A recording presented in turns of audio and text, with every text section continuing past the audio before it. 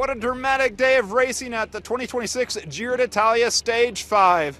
Bitter cold temperatures, riders shivering, blue lips, blood, everything. When we saw them come to the finish line here, riders roughed up. We have a new race leader and we have a surprising stage winner, especially if you tuned in to watch the final 5 kilometers. You wouldn't have imagined this guy would have picked up the stage. We're going to get into that action and everything else.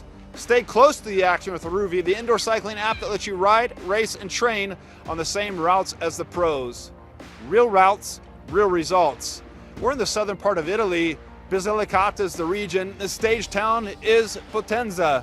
You wouldn't think these temperatures would come on the Giro d'Italia, but it's the case. When we left Praia Amare this morning, the rains were up over the mountain range, and it got bad pretty quickly. 203 kilometers, we had a big climb mid-stage. We had a group of 12 that became 13 when Darren Rafferty joined the group up front with his individual pursuit to join the group.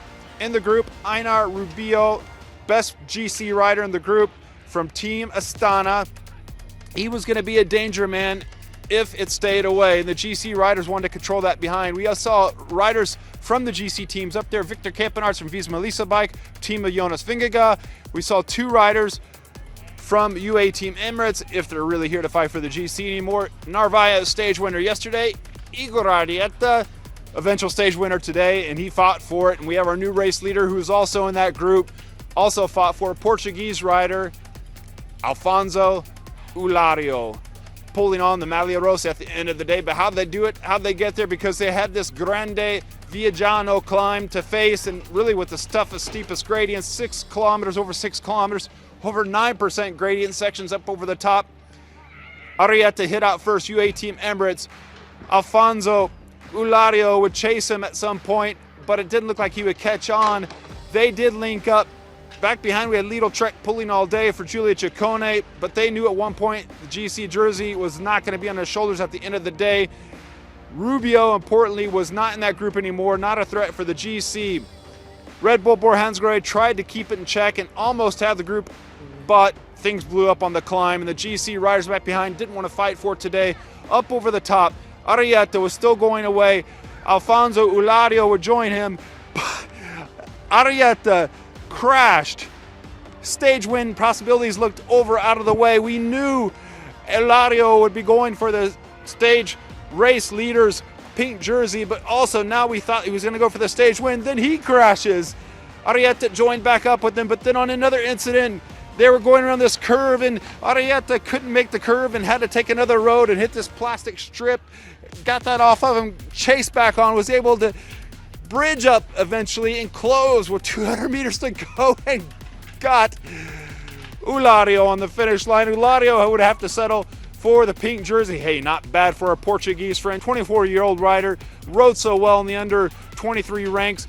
Arrieta, what an amazing ride by him. Stage win following up on Narvaez's stage win yesterday and making up for UAE after they had that massive crash of stage 2.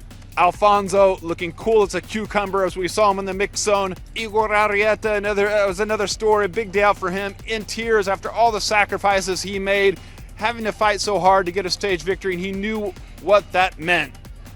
We could see the tears coming down his face as he was doing the interviews there, and he explained everything that went on, and it was an emotional moment, and we were happy to see him pull off the stage victory and frankly give us drama on a day that at some point seemed kind of slow and a bit of a nothing burger, but then it all blew up in the final, as it often does in the Giro d'Italia, with these rain clouds coming down, rain on and off all day, sunshine after yesterday's hot day, and a dramatic firework finish on the day with riders coming in, blood everywhere on some riders, on the faces of the Soudal Quick-Step riders coming in, riders shivering as we saw coming over. We saw the interview from Scaroni there, did an interview with Italian television, just shaking, shivering. Derek G wanted to do the interview, was rushed away to anti-doping control. Giulio Ciccone, who had the pink jersey only for one day, but what a big day it was for an Italian, shot right away to the team bus, cold, not wanting to speak.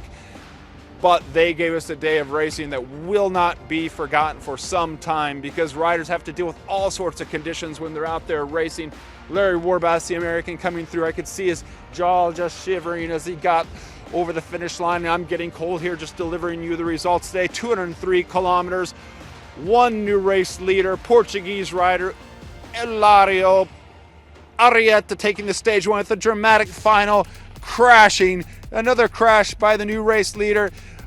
Arrieta navigating his way to the finish line in Potenza and delivering a dramatic win that keeps us all cheering as the Tifosi we are, celebrating the Giro d'Italia new race winner, following up on Ciccone yesterday, and now Eulálio, new race leader in the 2026 Giro d'Italia.